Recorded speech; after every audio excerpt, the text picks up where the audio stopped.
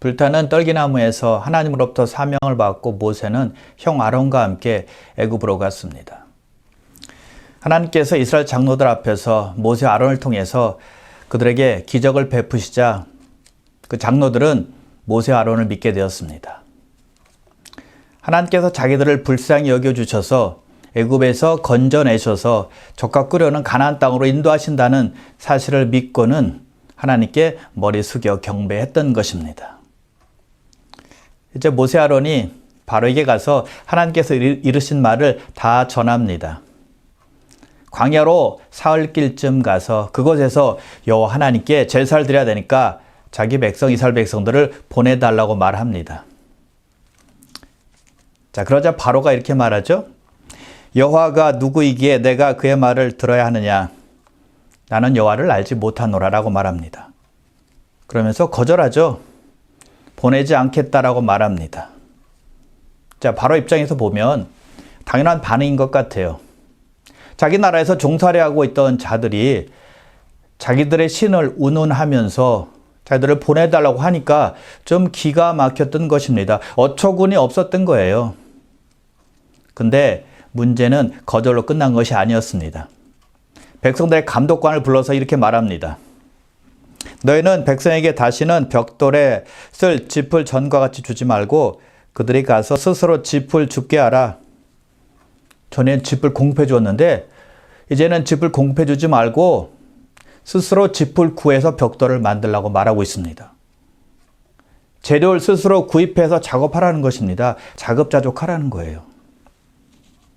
그리고 할당량은 절대 줄어서는 안 된다고 말합니다. 하루에 만들 양은 꼭 채우라는 거예요. 자, 짚을 전에 공급해 줬는데도 힘들었거든요. 근데 지금은 공급해 주지 않는다고 하니까 얼마나 더 힘들겠습니까? 아마 바로는 이렇게 생각했을 거예요. 요것들 봐라. 시간이 남으니까 엉뚱한 요구를 하고 있네. 배부르고 등 따시니까, 살만하니까, 시간이 나니까 그런 소리를 하고 있네. 내가 따끔한 맛을 보여주리라 라고 생각하며 그런 명령을 내린 것 같아요. 감독들이 왕이 시킨 대로 하죠. 그 소식을 들은 이스라엘 백성들은 어떤 반응을 보였을까요? 당장 이스라엘 사람들인 현장 감독들이 바로에게 와서 사정을 말합니다. 너무 힘들다고. 짚을 공급해주지 않으면 벽돌을 만들기가 너무 힘들어서 안 된다고 사정을 말하는데 바로가 그 말을 듣나요? 사정을 이해해 주나요? 천만에요. 꿈쩍도 안 하죠. 오히려 화를 내면서 매일 만드는 벽돌 수량을 조금도 감하지 말라고 강하게 압박합니다. 뭐 별 수 없죠. 어떡하겠어요. 하는 수 없이 그들이 바로에게서 나오는데 그때 모세 아론을 만나게 됩니다. 모세와 아론을 보면서 아주 째려보면서 이렇게 말합니다. 너희가 우리를 바로의 눈과 그의 신하의 눈에 미운 것이 되게 하고 그들의 손에 칼을 주어 우리를 죽이게 하는도다.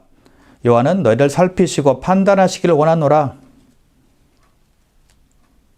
모세 아론 때문에 자기들이 이스라엘 백성들이 바로의 눈과 신하들의 눈에 미움거리가 되었다라고 지금 말하고 있는 것입니다. 모세 아론이 바로에게 이스라엘 백성들을 놓아달라는 말만 하지 않았어도 바로가 그렇게 심하게 자기들에게 노역을 시키지는 않았을 거라는 거죠. 충분히 이스라엘 백성들의 마음을 이해할 수 있습니다. 모세와 아론으로 인해서 더욱 힘든 노역을 하게 되었기 때문입니다. 그러나 생각해 봐야 돼요. 그들에게 처음 모세와 아론이 와서 하나님께서 어떻게 모세에게 나타나서 사명을 주셨는지 앞으로 적과 흐르는 땅으로 인도해 주실 건지를 그들은 들었거든요. 그리고 모세를 통해서 하나님께서 기적을 미리 보여주셨어요. 그런 기적으로 출애굽시키겠다라는 것을 알려주신 것입니다. 그래서 그들은 모세 또 아론 다 믿었습니다. 물론 하나님을 믿었어요. 하나님께서 자기들의 어려운 고통과 고난을 살피셔서 우리를 도우시겠구나라는 생각을 하고는 하나님께 머리 숙여 경배까지 했거든요. 근데 노역이 심해지자 하나님의 약속은 새까맣게 잊어버리고 만 것입니다. 그리고 모세와 아론을 심하게 비난하고 있어요. 꼭 우리를 보는 것 같아요. 현실에 파묻혀 있어서 하나님의 약속을 너무 쉽게 잊어버릴 때가 많다는 것입니다. 힘든 일이 생기면 불만을 하고 또 사람을 탓하고 세상을 탓하고 환경 탓할 때가 너무 많지 않습니까?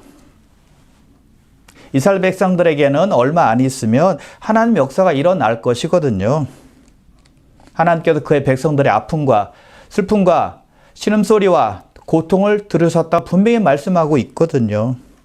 그래서 모세를 택한 것이고 그를 통해서 그들에게 이적을 미리 보여주신 것입니다. 확인시켜 주신 것입니다. 자, 그렇다면 좀 더 참고 기다렸어야죠. 힘든 것은 잠깐이잖아요. 다 지나가거든요. 앞으로 젖과 꿀이 흐르는 가나안 땅으로 인도함 받는 것만 남았으니까요. 그래서 하나님을 바라보았어야만 했다는 것입니다. 시편 27편 14절인데요. 너는 여호와를 기다릴지어다. 강하고 담대하여 여호와를 기다릴지어다. 그래서 하나님의 약속을 믿고 기다리고 바라보고 참고 인내하는 것이 필요하다는 것이죠. 자, 그런데 마음이 힘들어진 것은 백성들뿐만이 아니었습니다. 모세도 힘들었어요. 그 일이 있은 후에 모세도 크게 낙심했습니다. 자기는 하나님의 명령대로 한 것뿐인데 일이 더 악화되었으니까요. 일이 더 어렵게 되었으니까요. 우리가 주님을 위해 선신할 때 일이 꼬일 때가 있습니다. 잘못될 때가 있어요. 열심히 일했는데 오해받을 때가 있죠. 그럼 좀 억울하잖아요. 그러면 드는 생각이 이렇게 될 줄 알았으면 내가 왜 이렇게 수고했나, 내가 왜 이렇게 열심히 일했나 라는 생각을 하게 되는 것이죠. 모세가 하나님께 이렇게 말합니다. 하소연하는 거예요. 주여 어찌하여 이 백성이 학대를 당하게 하셨나이까? 어찌하여 나를 보내셨나이까? 내가 바로에게 가서 주의 이름으로 말한 후부터 그가 이 백성을 더 학대하며 주께서도 주의 백성을 구원하지 아니하시나이다. 내가 바로에게 가서 이스라엘 백성들을 구해달라고 했기 때문에 이스라엘 백성들이 또 학대를 받고 있습니다. 그럴 거면 왜 저를 보내셨나이까? 라고 말하는 것입니다. 하나님께 항의하는 거예요. 모세로서는 마음이 너무 무겁고 괴로웠다는 것이죠. 그러자 하나님께서 모세에게 다시 한번 약속을 되새겨 주세요. 위로해 주시는 것입니다. 애굽의 무거운 짐에서 너희들을 빼내리라. 너희는 나의 백성이 되고 나는 너의 하나님이 될 것이다 라고 말합니다. 아브라함과 이삭과 야곱에게 약속하신 가나안 땅을 줄 것이다 라고 말씀하십니다. 엄청난 위로와 격려를 모세에게 주신 것입니다. 모세는 다시 한번 힘을 얻고 그 말씀을 백성들에게 다 전합니다. 근데 백성들은 모세의 말을 듣지 않아요. 이미 마음이 상해 있었거든요. 노역으로 힘든 상태였거든요. 그러자 모세는 하나님께 또 이렇게 말합니다. 하나님, 우리 백성들도 동족들도 제 말을 듣지 않는데 완악한 바로가 제 말을 듣겠습니까? 라고 말해요. 그리고 모세는 전에 댔던 핑계를 또 대죠. 저는 입이 둔한 자니이다. 자기는 할 수 없다는 거예요. 능력이 없다는 것입니다. 얼마나 낙심했는지 알 수가 있어요. 그런데 모세도 마찬가지로 하나님께서 그에게 말씀하신 것을 기억했어야만 했습니다. 이렇게 말씀하셨거든요. 내가 강한 손으로 바로를 치기 전에는 바로가 절대 허락하지 않을 것이다. 내가 여러 가지 기적으로 그를 친 후에야 그가 너를 보낼 것이다. 라고 분명히 모세에게 말씀하셨거든요. 모세 들었어요. 이 말씀을 기억했어야만 했다는 것입니다. 바로가 쉽게 이스라엘 백성들을 내보내지 않을 것이라는 사실을 모세는 하나님으로부터 들었다는 것이죠. 하도 완악하기 때문에 한두 번의 기적 가지고는 안 된다는 거예요. 근데 모세는 지금 현실만 보고는 낙담한 것입니다. 그냥 다 포기하고 싶은 거예요. 여러분, 하나님의 약속은요, 단번에 이루어지기도 하지만 그렇지 않을 때도 있습니다. 아니, 그렇지 않을 때가 더 많습니다. 그러므로 약속을 붙들고 기도할 때는요, 끈기 있게 참고 인내하며 기도해야만 하는 것입니다. 포기하면 안 돼요. 이루어질 때까지 기도해야만 하는 것입니다. 중간에 상황이 더 나빠질 수도 있거든요. 또 악화될 수도 있어요. 바라는 일과 반대되는 그런 상황이 벌어질 수도 있어요. 모세는요, 바로 왕에게 가서 말하면, 하나님의 말씀을 전하면 금방 일이 해결될 줄 알았어요. 금방 이스라엘 백성들을 풀어줄 줄 알았거든요. 근데 어림도 없는 일이었잖아요. 무려 9번의 재앙을 애굽에 쏟아부었는데도 불구하고 바로는 움직이지 않았습니다. 그렇다고 해서 하나님의 약속이 무효가 된 것입니까? 아닙니다. 때가 되지 않은 것뿐이라는 것입니다. 그때까지는 말씀하신 대로 계속 행하면서 기도하는 거예요. 그래서 약속하신 것을 신실하게 지키시는 하나님을 신뢰하고 하나님을 바라보고 하나님께 끊임없이 기도해야 되는 것입니다. 포기하지 않는 것이죠. 갈라디아서 6장 9절인데요. 우리가 선을 행하되 낙심하지 말지니 포기하지 아니하면 때가 이름에 거두리라. 낙심하지 말고 포기하지 말고 하나님 말씀 붙들고 기도하며 선을 행하게 되면 때가 되면 거두게 된다는 거예요. 그러므로 하나님의 일과 하나님의 약속은 때가 되면 이루어진다는 사실을 꼭 믿으시고 하나님을 계속 신뢰하며 인내하는 여러분 다 되시길 바랍니다. 더딜 수는 있어요. 근데 반드시 이루어진다는 것을 잊지 말아야 하는 것이죠. 이제 모세와 아론은 다시 한번 힘을 얻고 바로에게 나아갑니다. 하나님께서 10가지 재앙을 모세를 통해서 바로에게 주세요. 자, 근데 우리가 기억할 것은요. 하나님께서 애굽에게 주신 10가지 재앙은 애굽에 있는 신들을 타겟한 것입니다. 애굽 사람들이 섬기는 신들은 모두 10가지 재앙과 연결이 되어 있었거든요. 나일강, 파리, 개구리, 또 티끌, 가축 이런 것들이 다 그들이 섬기는 신이었습니다. 즉 하나님께서 그것들을 벌하심으로 말미암아 하나님께서 능력 있는 신이라는 것을 보여주기 위함이었다는 것입니다. 애굽의 신들은 가짜이고 여호와 하나님만이 진짜 신이라는 것을 알리기 위함이었어요.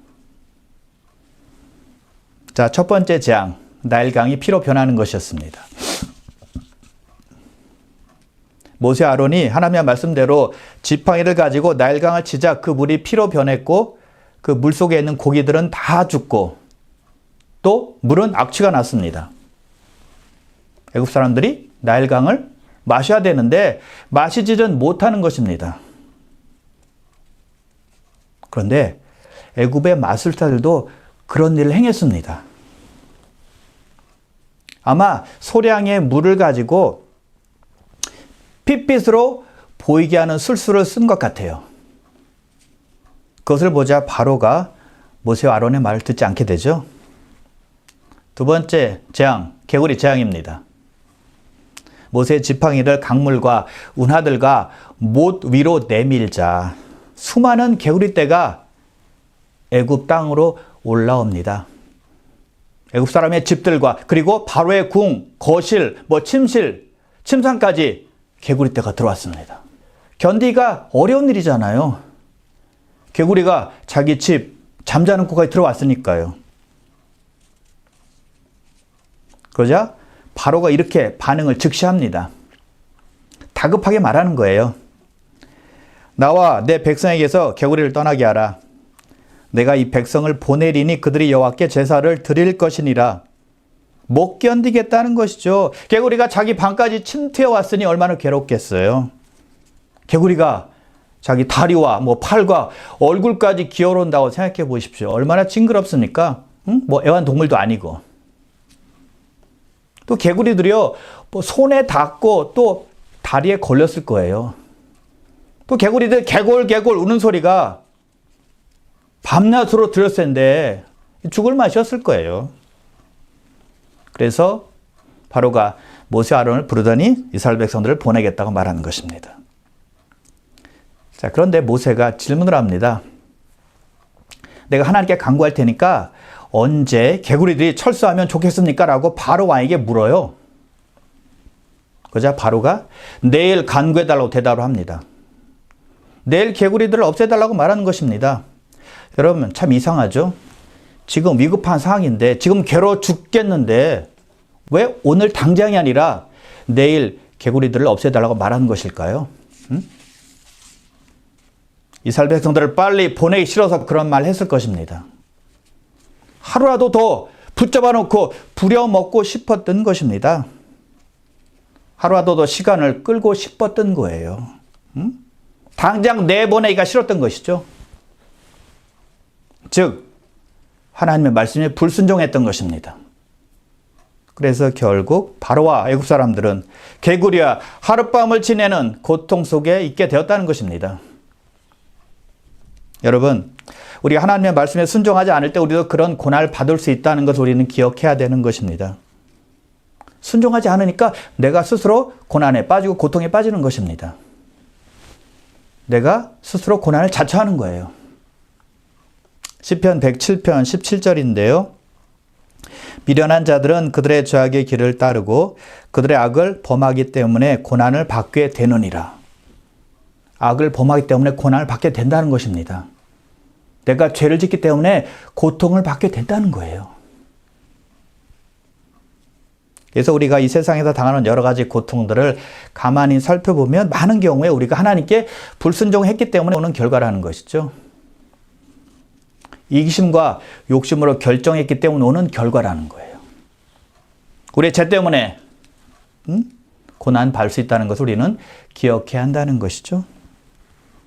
바로가 원하는 대로 모세가 하나님께 간구하자 개구리가 애굽의 집에서 애굽의 밭에서 다 사라지게 됩니다. 또 나와서 다 죽게 되었습니다. 하나님께서 애굽의 신들 중에 하나인 개구리를 죽이신 것입니다. 하나님은 능력이 많으시다. 애굽의 신은 아무것도 아니고 진정한 신은 오직 여호와 하나님이다라는 것을 보여주신 것입니다.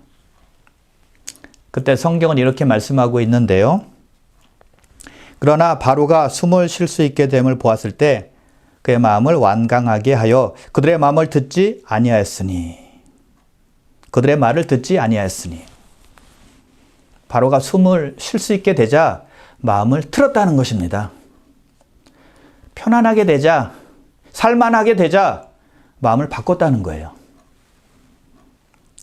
개구리가 자기 궁과 침실과 거실과 침상에 들어왔을 때는 너무 조급했습니다. 너무 힘들고 괴로웠거든요. 그래서 이스라엘 백성들을 보낸다고 말했어요. 근데 개구리가 사라진 겁니다. 다 죽게 되었습니다. 상황이 좋아진 것입니다. 그러자 마음이 바뀐 거예요. 여러분, 사람의 마음은 조석으로 변합니다. 아니, 조석이 뭡니까? 시시각각으로 변해요. 그래서 사람의 마음은 알 수가 없어요. 그래서 잠언 기자는 말하죠. 자기 마음을 다스리는 자는, 자기 마음을 잘 지키는 자는 성을 빼앗는 자보다 나으니라. 자, 우리가 건강이 되게 좋았어요. 근데 건강이 좀 나빠졌습니다. 건강 수치들을 보니까 아주 나쁜 상태에 있는 것을 발견하게 되었습니다. 그러면 위기의식을 갖게 되고 그때부터 식단도 건강식으로 바꾸게 되고 운동도 열심히 하게 되고 또 스트레스가 건강의 또 주범이니까 스트레스를 피하려고 노력하고 또 비만이 나쁘니까 또 살도 빼려고 노력합니다. 그래서 열심히 노력하고 운동하고 열정적으로 건강을 위해서 노력합니다. 그러자 몸이 정말 많이 좋아졌어요. 모든 것이 건강 수치로 돌아왔습니다. 회복이 되었습니다. 몸이 너무 가벼워요. 그럴 때 보통 사람들이 어떻게 변하는지 아십니까? 옛날로 다시 돌아가요. 먹을 것, 자기가 먹고 싶은 것 마음대로 먹습니다. 운동하는 것도 느슨해집니다. 나중에는 운동도 안 해요. 편할 때 사람 마음이 그렇게 변한다는 것입니다. 절실할 때와 편할 때 차이예요. 사사기에 보면 이스라엘 백성들이 바로 그런 모습이었습니다. 외적이 침입하면 너무 힘드니까 하나님 아버지께 간구합니다. 살려달라고요. 그럼 하나님께서 그들을 긍휼히 여기셔서 사사를 세워서 외적의 침입으로부터 그들을 보여주십니다. 나라가 평안해져요. 그때 이스라엘 백성들이 어떻게 합니까? 하나님께 도와주신 것에 대해서 감사하며 살아갑니까? 아니에요. 우상 숭배합니다. 눈에 보이는 대로 행동합니다. 자기 소견에 옳은 대로 살아갑니다. 하나님 없는 것처럼 살아가는 거예요. 그래서 우리의 목표는요, 꾸준함을 이루는 것입니다. 우리가 평안하든, 문제가 있든 없든, 잘 나가든 잘 나가지 않든, 하나님을 향한 마음이 변하지 않아야 한다는 것입니다. 이것이 우리에게 필요한 거예요. 변함없는 믿음이죠. 흔들리지 않는 마음이죠. 그래서 바로는 숨을 쉴 수 있게 되자 약속을 어기게 되었고 이스라엘 백성들을 내보내지 않게 된 것입니다. 세 번째 재앙, 땅의 티끌입니다. 애굽 땅은 세계에서 가장 비옥한 땅 중에 하나였습니다. 그래서 애굽 사람들은 그 땅을 신으로 여겨서 땅에 제사를 했어요. 그것을 하나님께서 심판하시는 거예요. 지팡이로 땅의 티끌을 쳐라라고 말씀했습니다. 그러자 그 티끌이 이로 다 변했습니다. 그래서 사람 몸에 달라붙고 가축에 달라붙게 된 것입니다. 자, 여기서 이는 모기의 일종인데 아주 강하게 쏘는 모기의 일종이라고 해요. 사람의 눈과 코와 귀에 붙어서 심한 고통을 주는 것입니다. 아주 힘든 고통을 주는 것이 바로 여기서 말하는 이였습니다. 사람의 옷 속이나 눈과 콧등까지 파고들어 쏘아댄대요. 개구리는 집안에 들어와서 고통을 주었는데 이는 몸속에 붙어서 고통을 주게 된 것입니다. 바로의 마술사들도 따라서 해보려고 했는데 할 수가 없었습니다. 그래서 바로의 마술사들이 이렇게 고백을 합니다. 이는 하나님의 권능이라. 하나님의 역사를 인정한 것입니다. 그럼에도 불구하고 바로는 모세의 말을 듣지 않죠. 그런 기적을 보았고 고통을 당했지만 바로는 마음이 완악해서 말을 듣지 않은 것입니다. 네 번째 재앙, 파리의 재앙입니다. 하나님께서 파리 떼를 온 애굽 땅에 들끓게 하셨는데 이상하게도 이스라엘 백성들이 사는 고센 땅에는 파리가 없었어요. 하나님께서 자기 백성과 애굽 사람들을 구별하신 것이었어요. 자연적 현상이 아니라 하나님의 역사라는 것을 알 수 있게 하신 것입니다. 세상으로 하여금 여호와가 하나님이라는 사실을 알게 하신 것입니다. 개구리가 들어왔을 때도 힘들었는데 수많은 파리떼가 집 안에 들어오니 살 수가 없었죠. 음식에도 붙고 얼굴에도 붙고 팔에도 붙고 다리에도 붙어 다니니까요. 그러나 바로는 이스라엘 백성들을 내보내지 않았습니다. 다섯 번째 재앙, 가축의 재앙입니다. 가축이 다 죽는 재앙이에요. 자, 하나님께서 또 다른 재앙을 지금 주시는데요. 하나님께서 또 다른 재앙을 바로에게 주신다는 말은 하나님의 자비를 뜻하는 것입니다. 아니, 한두 가지 재앙을 주고 말 안 들으면 그때는 마지막 재앙, 장자의 재앙을 미리 주면 이제 상황은 끝나는 것입니다. 그 장자 재앙을 바로가 제일 무서워하니까요. 더 이상 시간 끌 필요도 없었어요. 근데 앞에 네 가지 재앙을 계속 주신 것입니다. 왜 그랬을까요? 그리고 지금 다섯 번째 재앙을 또 주세요. 기회를 한 번 또 주시는 것입니다. 회개할 기회, 순종의 기회를 또 주신 것입니다. 우리 하나님은요, 세컨드 찬스를 주시는 분이라는 것입니다. 한 번 말 안 들었다고 거기서 내치는 분이 아니라는 겁니다. 오래 기다리시고 오래 참고 인내하시는 분이 우리 하나님이라는 사실을 우리는 여기서 다시 한번 깨달아야 된다는 것입니다. 은혜 하나님이라는 거예요. 하나님께서 바로에게 백성들을 보내지 않으면 모든 애굽의 가축들에게 전염병이 돌게 하시겠다라고 말씀하셨는데 바로는 듣지 않습니다. 그 다음날 애굽의 가축들이 전염병으로 죽게 되었습니다. 그러나 이스라엘 백성들의 가축들은 하나도 죽지 않았어요. 우연한 일이 아니라 하나님께서 행하신 일이었고 하나님께서 그의 백성들을 살피신다는 것을 알 수가 있는 것이죠. 그것만 봐도 누구나 다 알 수 있는 하나님의 역사였는데 바로는 그것을 인정하지 않은 것입니다. 역시 바로의 마음은 열리지 않았습니다. 그런 기회를 또 주었는데도 불구하고요. 여섯 번째 재앙, 악성 종기의 재앙입니다. 이 재앙은 세 번째 재앙처럼 모세에게 미리 알리지 않고 직접 행해졌습니다. 모세가 화독에 있는 제 두 웅큼을 가지고 바로의 목전에서 하늘 향해서 날렸습니다. 그 재가 애굽 사람들과 짐승에게 붙어서 악성 종기가 되었습니다. 그럼에도 불구하고 바로는 말을 듣지 않았어요. 일곱 번째 재앙입니다. 우박 재앙이에요. 하나님께서 우박을 내려서 애굽 땅에 있는 사람들 또 짐승들은 물론이고 밭에 있는 모든 것을 쳤고 나무를 꺾어버렸습니다.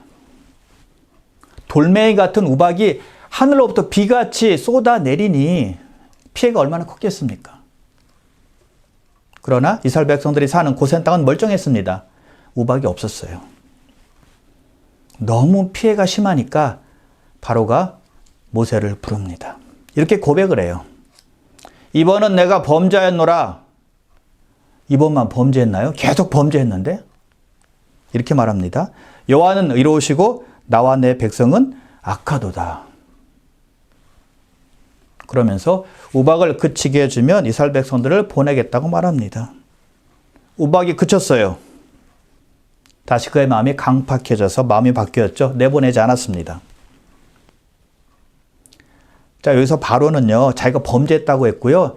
하나님은 의로우시고, 하나님은 옳으시고, 자기와 자기 백성은 악하다라고 말했습니다. 꼭 회개한 것 같죠? 근데 참된 회개는 아니었어요. 마음으로, 진심으로 회개한 회개는 아니었다는 것입니다.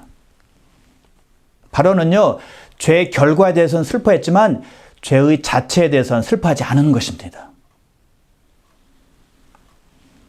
바로는 말로만 회개했다라고 볼 수가 있는 것이죠. 고백한 대로 행하지 않고 백성들을 내보내지 않은 것입니다. 앞으로도 두 번 더 재앙이 있을 거거든요. 뭐 장제 재앙 포함하면 3번이지만 그때 지금 정말 진실로 회개했더라면 백성들을 내보냈겠죠. 근데 내보내지 않은 것입니다. 거짓 회개였다는 것입니다. 회개는 마음의 뉘우침과 함께 삶의 변화가 있어야 온전한 회개입니다. 그래서 그간 죄의 고백은 온전한 회개의 고백이 아니었다는 것이죠. 자, 여러분, 바로 때문에 누가 고생했나요? 애굽의 백성들입니다. 그리고 그의 가족들입니다. 왕의 불순종 때문에 백성들이 고통을 당한 것입니다. 즉, 나의 불순종 때문에 다른 사람들이 힘들게 될 수 있다는 사실을 우리는 기억해야 되는 거예요. 그래서 바로에게 필요한 것은 온전한 회개였습니다. 마음으로 회개하고 그것이 행동으로 나타나야 했다는 것입니다.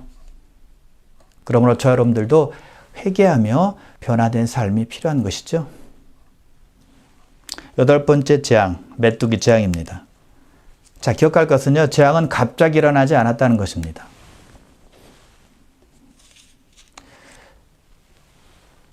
지금 8번째 재앙까지 보면 하나님께서 먼저 경고의 메시지를 주셨고 그 경고의 메시지를 듣지 아니할 때 재앙이 임했던 것입니다. 경고 메시지가 임했을 때 순종했으면 재앙이 임하지 않았을 것입니다. 백성들을 내보내지 않으면 메뚜기를 보내서 모든 채소와 모든 나무에서 나는 열매를 먹게 될 것이라고 말씀을 합니다. 우박에 상하지 아니한 채소가 있다면, 열매가 있다면 메뚜기가 다 갉아먹게 될 것이라고 말씀을 하십니다. 경고의 메시지예요. 근데 바로가 듣지 않죠? 그러자 메뚜기가 나타났고 피해는 엄청났습니다. 이런 메뚜기 때는 전에도 없었고 앞으로도 없을 메뚜기 때였습니다. 어마어마한 재앙이었어요. 9번째 재앙입니다. 흑암입니다. 모세가 손을 하늘 향해서 들자 애굽 전역이 캄캄해졌습니다. 그러나 고센 땅은 빛이 있었어요. 전과 똑같았습니다. 애굽 사람들만 서로 알아볼 수 없었고 움직일 수가 없었습니다. 3일 동안이나 흑암이 지속되었어요. 얼마나 괴롭겠습니까? 얼마나 불편했겠습니까? 자, 9가지 재앙을 다 살펴보았습니다. 자, 근데 하나님께서 바로에게 또 사람들에게 재앙을 준 이유가 반복해서 나옵니다. 그것은 온 세상으로 하여금 여호와가 하나님인 줄 하나님인 줄 알게 하기 위함이라고 말씀하고 있습니다. 온 천하에 하나님 같은 신이 없음을 세상 사람들로 알게 하기 위함이라고 말씀합니다. 그래서 계속적으로 반복적으로 그 말씀을 하고 있는 것입니다. 오직 여호와만이 진정한 신이다. 참 신이다. 애굽의 신은 가짜다라는 것을 밝혀주는 것입니다. 무슨 뜻일까요? 하나님은 세상에 그의 이름이 나타나길 원하신다는 것입니다. 하나님은 그의 영광이 사람들에게 드러나길 원하신다는 거예요. 자, 그렇다면 하나님의 자녀들인 우리들이 하나님의 영광을 어떻게 드러낼 수 있을까요? 하나님의 이름을 어떻게 나타낼 수 있을까요? 우리의 말과 행실로 할 수 있겠죠. 그래서 그것을 다시 한번 기억하고 사는 것입니다. 오늘 본문에 보니까 바로가 재앙 때문에 고통당할 때 모세에게 세 가지 타협안을 제시한 것이 있습니다. 첫 번째 타협안은요, 애굽 땅을 떠나지 말고 애굽 땅 안에서 하나님을 섬겨라라고 말합니다. 자, 뭐하러 힘들게 광야까지 가냐는 거예요. 왜 고생하냐는 거죠. 여기서 편하게 하나님을 섬길 수 있도록, 제사 드릴 수 있도록 해줄 테니까 그렇게 하라는 것입니다. 여러분, 그것은 하나님의 뜻과 어긋나는 것입니다. 하나님께서 분명히 모세에게 말씀하셨어요. 모든 백성은 출애굽해서 광야까지 가서 사흘 길쯤 가서 나에게 제사 드려야 된다라고 말씀하셨거든요. 그리고 결국에는 젖과 끓여놓은 가나안 땅으로 인도하시겠다라고 말씀하신 것입니다. 애굽 땅이 아닙니다. 가나안 땅이지. 하나님의 뜻에 어긋나자 모세는 거절했습니다.